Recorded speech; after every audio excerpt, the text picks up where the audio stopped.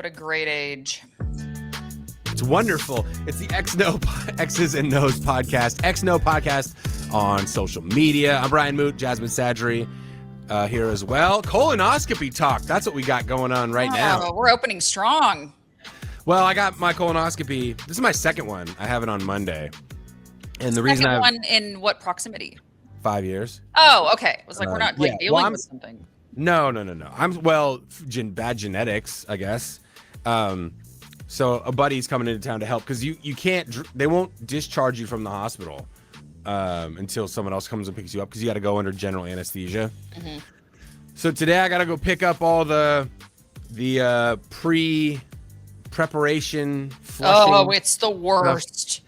Yeah, no, it's awful. I've so the reason I'm doing it is my brother had colon cancer when he was 33. Yep. And he had a third of his colon removed, and so that puts me in like a high risk. So I got my first colonoscopy at like 38 years old. Mm-hmm. Now everyone can. Now I think they dropped the age to 45, but I already qualified because of family stuff. And I remember, man, it was that flush. Not looking forward to that. I got to take it at midnight and 2 a.m. So I got to wake. Awful. But I'm not sleeping that night anyway. Like, you don't sleep that night because liquid is flying through you. It's awful. It's awful. Yeah. I remember sitting in my room in LA, and I did it so that I wouldn't. So I didn't miss any work. I went and did the morning show, and then went and got my colonoscopy. And the reason was I was doing the thing where I'm like, I'm trying to make sure everyone knows how easy this is to do. So I didn't even miss a day of work to find out that, to make sure I don't have colon cancer. Because colon cancer is the most preventable cancer if you get screened, but you got to get screened. So I remember sitting in my room and you have to go to the bathroom 100 times. And it's just awful. And I remember sitting in my room don't fall asleep. Because I was like, if I fall asleep and if I shit myself right now, I'm just going to nail my door shut and just leave me here to die. I don't want to do that. It's awful.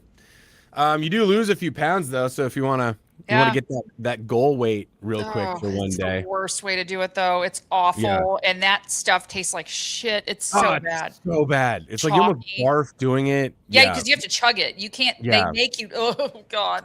And I'm giving up a Sunday fun day too, which is also a bummer. More importantly. Yeah. Well. So, a buddy, Steve, is coming into town because I need someone to help me get there and back because, we have a child and Jess has to work. So, he's going to be here all weekend. So, Sunday is going to be a day where everyone's like, all right, let's go get mimosas and eat food. And I'd be like, I have to just live on clear liquids all day. And not the fun clear liquids like vodka. No. No. They're like, don't drink alcohol within 24 hours. And I was like, well, how close is that? How do you quantify 24 hours? Yeah, does it matter? What if I cut it off at 2? How does that sound? Also, that'd be really funny if you were scheduling what could be a life-saving procedure, and you're like, okay, they're like, what time on Monday do you want to do your colonoscopy? And you're like, let me think. They're like, all right, no alcohol for 24 hours. Okay, cool, 4 o'clock. Right. Right, exactly. So I can, no. My last mimosa will be at around happy hour. Right, exactly. Yeah. And I'll quit. No, I promise. I'll just go to sleep and I'll drink clear liquids and then I'll be fine. And I'll do the flush in the morning. Ugh, I'm just not looking forward to that.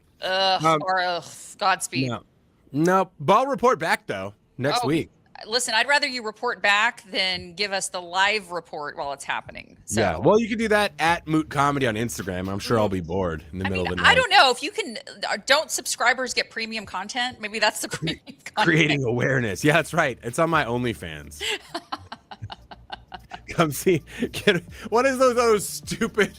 I'm gonna do No, I've got the plan now. My social media plan. I'm gonna do the get ready with me video. Don't get with ready your with colonoscopy. That would actually you go off the charts.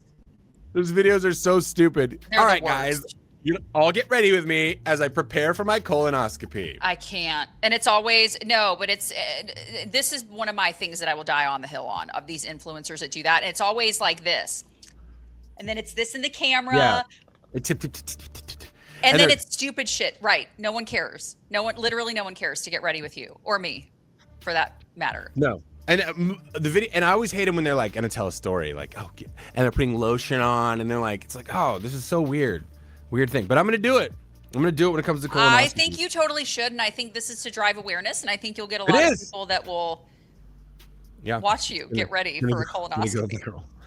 I'm wearing comfortable clothes and underwear. I mean, that's the first step.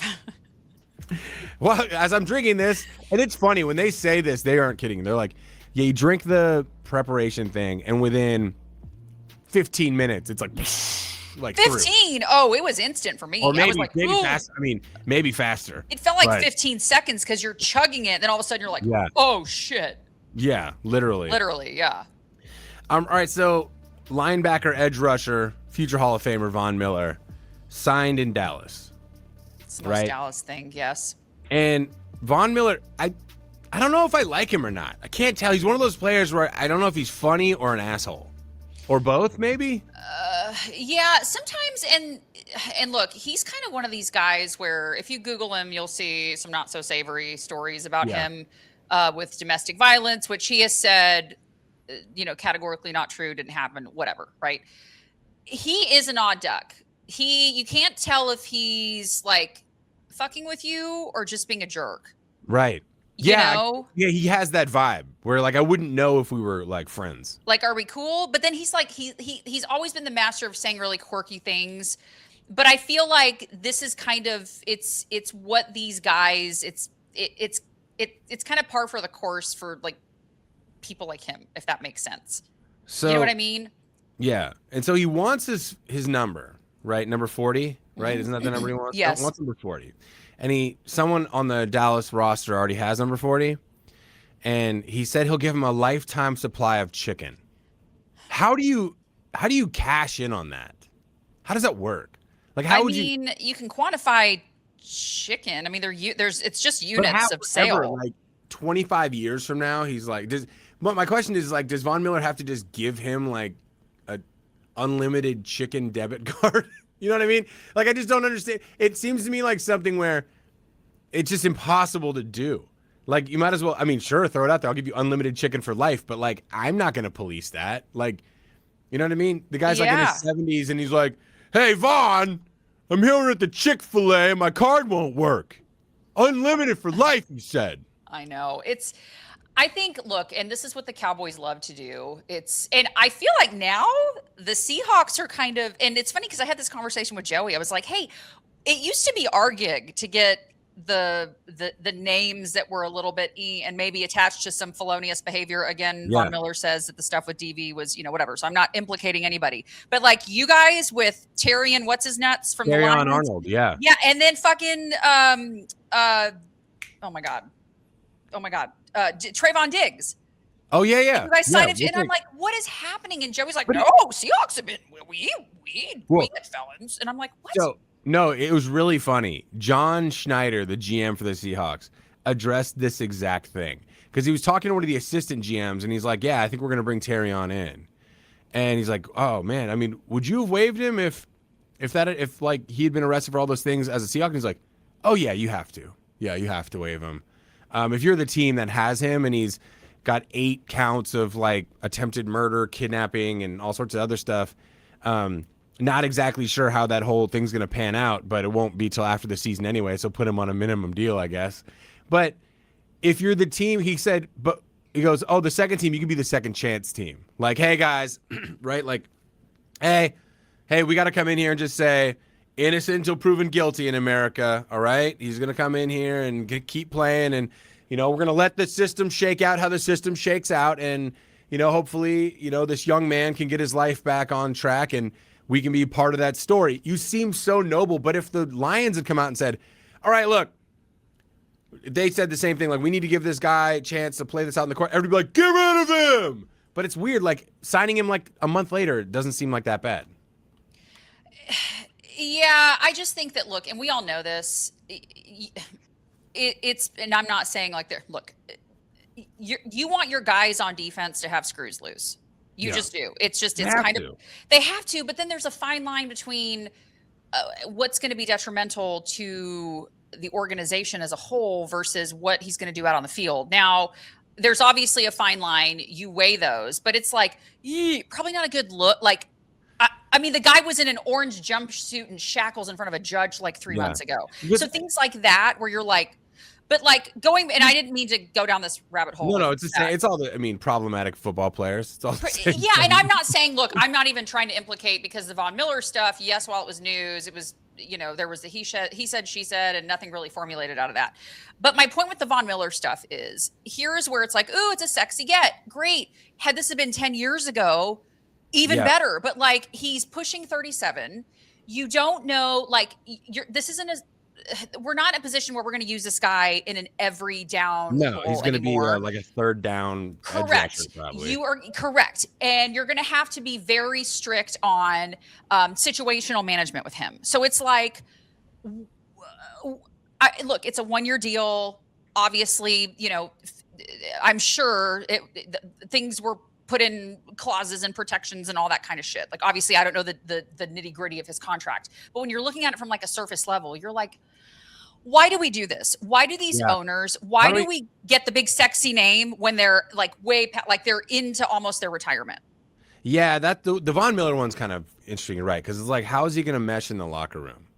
Right? Or whatever. Like, he's a big personality. And he's making the splash all over training camp right now. The Terrion Arnold one is interesting because, like, watching Hard Knocks, you see the interview process. They see he works out. They're like, the guy's got great skills. Like, we know he can play. Right. He was on a hell of a trajectory in Detroit until this whole thing happened where, apparently I believe he's just accused of paying and orchestrating a kidnapping of some guys that supposedly stole a couple $100,000 in jewelry from him. Whatever. Who knows? The lesson learned for every NFL player should be like, stop hanging out with like hood dudes, man. You're done there now. You're gonna form new friends. Sorry. Well, like that's. Yeah. What are we doing? That's what are we doing? You guys are all high risk assets. Like, stop acting like this. This is so stupid. Right. And maybe don't listen. If you've got a problem with someone, maybe don't hold them hostage at gunpoint. Maybe also, find another way to do that. What happened to snitches get stitches? Right. Like, I've seen a couple of these stories, like rappers, like a rapper will take another rapper hostage over a contract. I can't remember who did that specifically. It's like a Houston rapper versus a Memphis rapper, and now they're all in jail for like potentially life. Yes, because this happened in Dallas. Something like this happened in Dallas, and I think they're connected. Maybe that's weird, but also code of the streets, man. I grew up thinking that if like says the white guy, and I love it. Code of the streets. If I'm Terrion Arnold, I'm like, you little pussies, okay? You steal from me, and then I come abduct you and put a gun in your face to get my stuff back, and you run off and cry to the police like a little baby bitch. Like, aren't you just supposed to take your L's silently? Isn't that in the hood? Come on. Not anymore. Not with social media, baby. We gotta put everything on display. Like, there's no way he shouldn't have done it. Okay, let's go out there and say that. Oh yeah, let's qualify that. That's probably not the way to do it. You little snitches. You got busted stealing jewelry from a guy. Just take your loss and just thankfully he didn't kill you and do something else. Like, why are we all running off and tattling on each other? But also, you're not allowed to do that. I heard NWA's rap album. Look, this makes me think that every time, I think there's an opportunity here. If this happens enough, and we've got enough sample size data, right, of these players that just do boneheaded, why don't we introduce like a conflict resolution course for all of these players in the NFL? So when there are situational issues, like, I don't know, someone steals your $100,000 diamond crusted necklace, here's some conflict resolution tips on how to handle that. Here's some strategies to talk to him. Fernando Mendoza can teach the class. That's right. Have you tried asking politely? Say, mister, I don't want to make this difficult for either one of us. You've got things going on in your life. I've got things going on in mine. Well, no one needs unnecessary stress, okay? Don't make me file a formal complaint. You're not going to want that. You'll be driving one day and you get pulled over for like a taillight out. Whoops, warrant, because you didn't handle this the right way. I love this Fernando Mendoza character. Fernando Mendoza as like a intervention specialist for NFL problems. Could you imagine this? Like the opposite of Judge Judy, right? He like doesn't yell at people. He's like, guys, are we really listening to each other right now? Are we listening? I think we need to write to Roger Goodell and say, we've got the best plan here that'll resonate. Fernando's office. It wouldn't be a court. It'd be an office. It'd be like it'd be mediation. Mediation with Fernando. Yeah. Oh, it'd be so great. Mendoza mediation. Or what if isn't he Catholic? Maybe it's his confessional. Yeah. So like these players have to come to like, instead of a Catholic the priest, Mendoza confessions. Yeah. And then they both confess their sins. And then he decides to forgive them both. Everyone gets forgiven. But he'll also say, here's what we need to do. Okay? You need to give him back his grill. Because he's not going to feel whole until he has that grill. That grill was a gift to himself with all of his rookie signing bonus. Okay? Have you ever had a rookie signing bonus? You haven't. Okay. They're very special to us. I think we're onto something. Anyway, all this to say that Von Miller is a Dallas Cowboy for at least It'll be the next interesting. season. I mean, look, he knows how to. Jerry loves himself some players that love to put the Cowboys scrolling on First Take. Another thing for Stephen A to yell about. Great. His age, his high snap count. Von Miller. Can't wait. Why are my Cowboys always like this, Brian? Just help me. It's just the culture, man. You guys had the White House. Kill me. You guys, it's just Dallas. Like you have the stars on your helmet. No one wants my happiness. No one. You're wants America's team. Nope. That's right, baby. You mentioned this earlier, the 7U travel ball stuff. I don't understand. I'm getting into the age now with a 3-year-old where people are asking me about like, when are you putting him in T-ball, baseball? I'm like, I don't know, man. Whenever he feels like playing T-ball. Oh no, man, you're gonna want to be the coach out there, dude. You're gonna want to get out there and make sure they're doing it right. My brother-in-law had football tryouts, skill evaluation at a local park on Saturday. It was like 98 degrees, which is stupid time to have what are that. we doing with these kids? They got a bunch of fat 6-year-olds running around, and then even worse, you got a bunch of fat adults who've never played football out there with a clipboard like, oh yeah, number 4's got good feet. Like, what are we doing? Wait, so it was like combine for these kids? Yeah, they do like a combine for kids to see if they can catch and throw and run. And how old?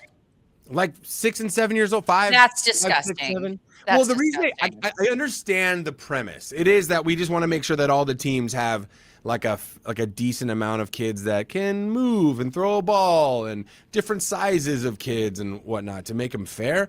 But it just, to me, all these dads are like, well, yeah, I mean, we're gonna have to take Kevin in the first round. He's just too quick, and then hopefully we can get my other son, David, in like the 4th or 5th. I don't want to take him too early. It's like, are you being funny, or is that literally what they're doing? I mean, that's what they're doing. I'm just referencing fake names, but you're that kidding is what they me. do.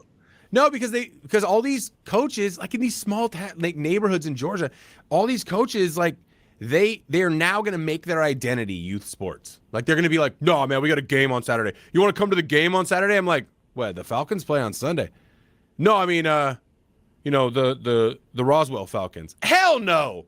The Roswell Falcons? I don't want to watch bad football. If I want to do that, I'd go on Sunday and watch the real Falcons. Right, exactly. Well, but also I think what's sad is like, I think it taps into us. Like you start to go back to when you were a kid and you just had the love of the game. Yeah, and you I had think fun. Just let these kids have fun and enjoy the game and let them find their path of what they want to go into. And I think what we're seeing now in this and this is another, once we start pulling on this thread, but I think, and I had this conversation last night actually with somebody with just how youth sports, I mean, we're talking about this story real quick that just to give context. I saw this picture of these two parents and it started going viral. So I don't know these people, but this post went viral and they're standing next to their little 7-year-old boy. And they were so proud of his signing day for his travel 7U team. Okay. Oh, I saw that too. Yeah. And it's like, what are we doing? But then you start to realize, and like they do, private equity firms are now getting their tentacles into kids sports, and private equity firms always fuck everything up. They ruin everything they touch. And it makes sense too, because travel ball, like there are like baseball. What are you traveling for? You're 7. Where are you traveling? But Jasmine, there are baseball. Here's why: because there are baseball academies all over North Georgia, and they're all over Texas. They're all over these. I'd say more of the states that are like really obsessed with youth and college sports, which is the South generally. I mean, I'm sure there are academies South all and the over. Midwest. Yeah. Yep. I mean, there are academies all over the place, but it's like culturally more of a thing now. I'm seeing where like one of my co-hosts on a show I did before, his kids go to Sauce Baseball Academy, and they have a team that travels all year long. But here's why it's a great investment for hedge funds. It's a all it is a profit industry because they don't have to show anything. Right. Like these parents are all paying thousands of dollars so their kids get better at pitching and better at hitting and better at fielding. For what reason? So they can make their high school team? Yeah. Well, you know, they all want to be. And the percentage of these kids that go pro, not everybody goes pro. No, because the Dominican Republic doesn't have any of these academies. Right. They're throwing rocks at coconuts and stuff. And that's where we're sourcing all of our players. We're hitting tin cans with sticks over like 800 feet over a fence, and it's like, we'll take that guy. Yeah. That guy was fielding with like a hat for half of his life. Right. So, but you look at the hedge fund aspect of it, it makes all the sense in the world because you don't have to prove any results. If like your team doesn't win, if you pay all this money and you travel these tournaments and you lose, the parents are like, man, we're not good enough. And the coach is like, yeah, we need to find some better kids. But they're still getting the money. Like, it's not like they go to these tournaments and the winner gets $100,000 for their baseball fund. They're being funded by the parents, so they don't care. They don't care. Well, hedge funds already know it's like a guaranteed percentage return. Because they're like, oh, gross. we're gonna make 18% on our investment if we just buy up all these youth tournaments because we know how much it costs for all these teams to get in. It's so awful. It's crazy to me. It's so awful. So people are asking about Ronan playing, and I'm like, I mean, Ronan plays, you know, at his daycare, they have like a PE guy that comes in. It's like $45 a month, and one week they play baseball, and 1 week they play football, and 1 week they play tennis, and then I get What photos is he gravitating towards? Because we know he's going to be a natural athlete. But I mean, he can smoke a ball off the tee right now. Golf, he's not really into yet, which is bothering me because I'm going to need him to up his game there selfishly so we can go to golf courses. Right. He loves running, like anywhere, with a ball, without a ball. He naturally is playing basketball more because I have a hoop in our basement because I love basketball. But right now, I want him to play all the things. Soccer. Yeah, figure it out. I just listened to an interview today with Drew Brees, right? Hall of Fame quarterback. For the Saints. He's a dad. Like broadcaster, super well-rounded individual. Grew up in Texas at one of those mega high schools that was like, okay. Yeah, and so he didn't I want to say the same high school Nick Foles came out of, if I'm probably like one of those like perennial, you know, schools that every good quarterback goes to in high school because they want to go to the NFL. So he was a backup to a guy, and they were the same class, and this guy was taller than him. This guy, he said, at the time had a better arm and all this other stuff, and was like, man, he's like, I was going to training camp, you know, my sophomore year of high school, and I'm like, I think I'm gonna quit. He's like, this sucks. Like, I'm a sophomore and I'm never going to start. Like, I'm going to be stuck behind this guy forever. And he was better at baseball and basketball, is what he said. And then he was like, you know, as soon as football was over, I wouldn't even touch a football again until the start of next season. And then a guy got hurt, and then, you know, the whole story changes. Now he's an NFL Hall of Famer. Mm-hmm. But there's so many great athletes who they didn't focus on one sport their entire life. And I feel like a lot of these kids that do that, not all of them can be pros. They're going to look back and be like, man, I never played. Like, I should have played basketball. Why didn't I do track one year? Yeah. Like, why didn't I do these other things? All I did was try to throw 85 miles an hour in high school. Yeah.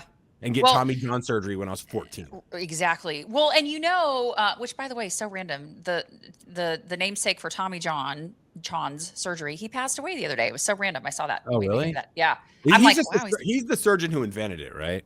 I believe so. Sure. Yeah. And it's a ligament thing, right? Yes. They take a ligament from here and. Yeah. Anyway, I digress. I feel like those surgeries are funny because it's like when you grew up and watch Rookie of the Year, you know, when you were a kid and you're like, pitcher's got a big butt. If I get that surgery, man, I'm gonna throw 140 miles an hour. Oh, totally. No, I know. That was pitcher's got a big butt, right? Rookie of the Year. So.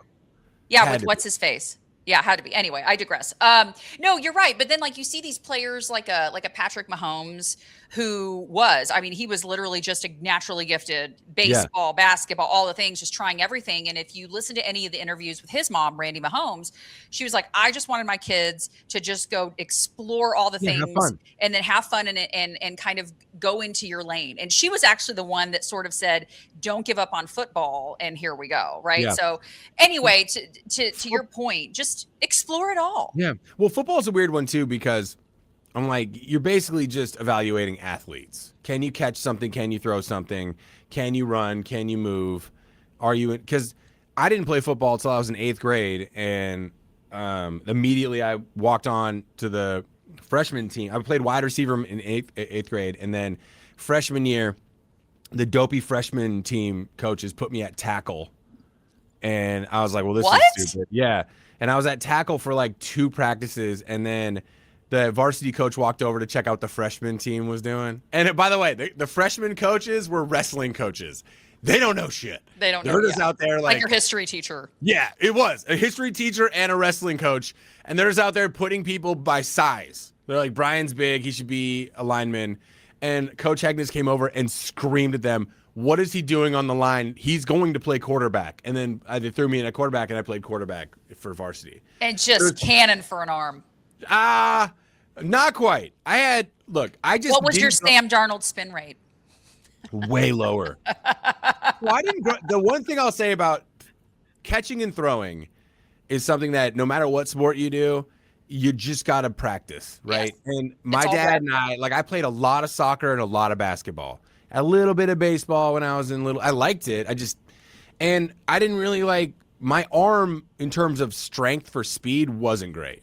Mm-hmm. So throwing a football, I had to learn how to do it in 8th grade and 9th grade. And so, I didn't have a lot of depth. I had pretty good touch and aim within 20 yards.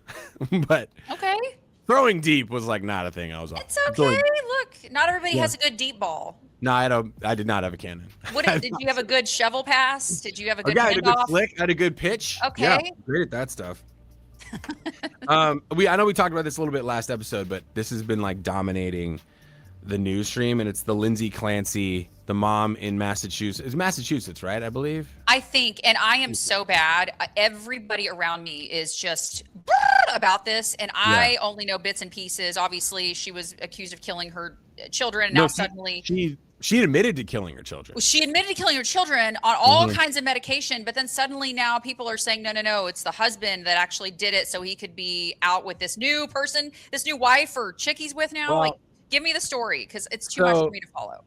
Okay, so what happened is she's a pediatric nurse, a labor and delivery nurse. Mm-hmm. Just gave birth to her 3rd child, who was 8 months old, and severe postpartum depression, and on a ton of medication. Oh, I saw the list. Yeah. I mean, how is she even functioning? Of antipsychotics that were messing with her, and she was starting to go crazy. And here's the really sad part: that she strangled her 3 kids, and then she jumped out the 2nd floor roof, and now is paralyzed from the waist down. So the horrifying part is everyone knew she was struggling. Okay, her mom was would go and stay with her, and she's like, I feel like I'm gonna do something to the kids, and all this stuff is happening, and people aren't taking it as serious as they should have. She should have been hospitalized for being 5150, for being a danger to herself and her kids. Mm-hmm. Just flat out. She's admitting that she's I'm going to do something horrible. I don't want to do this. And so that part is devastating. Her husband then is cheating on her. So that's while this is all happening, he's cheating her. Okay. Yeah, cheating on her, because his thing was we grown apart, and she was she was struggling with massive mental health issues and telling everybody about it. Right. Here's what I saw today, and it's funny to watch public perception shift as the evidence comes out in this case. Oh, that's all I'm seeing every day. I'm I can't keep up. Because at first it was oh my God, this horrid mom, how could you strangle your children? This is insane. Oh, she just didn't want to live a life with kids anymore. Her husband cheated on her and blah, blah, blah. Then they start having people testify, showing text messages they had with her where she's like, I'm going to do something. This medication is making me crazy. I go through days where I don't remember anything that happened that day. I'm hearing voices. The most horrifyingly sad thing that I saw, where I'm like, this woman needs to be hospitalized and not convicted of triple murder, is the chaplain at the hospital, because she jumped out of the window. Mm-hmm. So she was arrested at the hospital, or whatever. The chaplain at the hospital, when she's still on all these antipsychotics, Lindsay goes, well, I'm just glad my kids are safe. And the chaplain is like, really? And she's like, I'm just glad they won't be hurt, and that they are safe right now. That's the one thing that I'm glad about right now. And she was definitely not with it, clearly, but she also had no recollection or awareness that she had killed her kids. And she had said that a voice was telling her that the only way to protect him was to do this. And like, so when the chaplain at the hospital saying that, I'm like, whoa, dude, like, I don't know how she could have done it either, but also clearly this woman had spiraled off into some insane psychosis that none of us could wrap our heads around. Well, but also, so then here's the fine line between it still falls under premeditation, but then how do you, I guess, and this is maybe why everything is such a clusterfuck right now and everything is like so like fine tooth comb and redlining everything of like, how did we get here? What I'm seeing, and I don't know if these are tinfoils that are saying this, but that the husband intentionally kept her on all this medication to keep her wackadoodle so that he could go off and get his kicks with this chick. And then basically he fueled, like he created this crazy for her. I don't know if we can go that far, but I don't know anything about the dude really. I do know that the cheating is definitely an indicator of a toxic environment where he was like probably leaning into it, blaming her for things, doing this, doing that, creating even more craziness and anxiety for her. So he's a pile of crap, human being. Obviously. And I don't even know how you litigate that, like being a accomplice to like manslaughter, because I think a lot of people, when someone's telling you they're going to do something and you're like, well, she just said she might hurt the kids, but I went over there and everything seemed fine 10 minutes later. It's like, why are you not calling like DFACS and like DSHS and social workers and saying, hey, I'm concerned. I think she needs to talk to people. Like she's on these medications and she's hallucinating. Well, and also there's a difference between saying something like that, like I'm going to harm my kids versus, oh my God, I'm going to murder someone, when you're just like angry, right? Yeah. We know that we don't literally mean you're going to murder someone, but if I said I'm going to hurt my children, that is really unsettling. Well, and look, I guess I have a social work degree, so I'm more sensitive to it, but I just don't understand how people weren't taking these things serious. But maybe it's because I've been in settings where like you don't have a choice. No, like, I don't have a social degree. If I heard someone go, I'm going to physically kill my child, not just in a, oh my God, I'm going to kill him for like having muddy socks, right? There's a difference and you know it. And so if this was, for sure, you know, like, what are we doing? And I just think a lot of people just aren't mentally trained or prepared to handle that kind of stuff. And we're like, but that's because her mom would be like, I went and stayed with her. And then all of a sudden 5 minutes later, she's fine. And you're like, yeah, that's the thing about postpartum depression is it's got like some really bipolar aspects to it. The medication interacts with it. 1 second you're like mom of the year. And the next second you're thinking about, I'm like, my life is over. Who knows?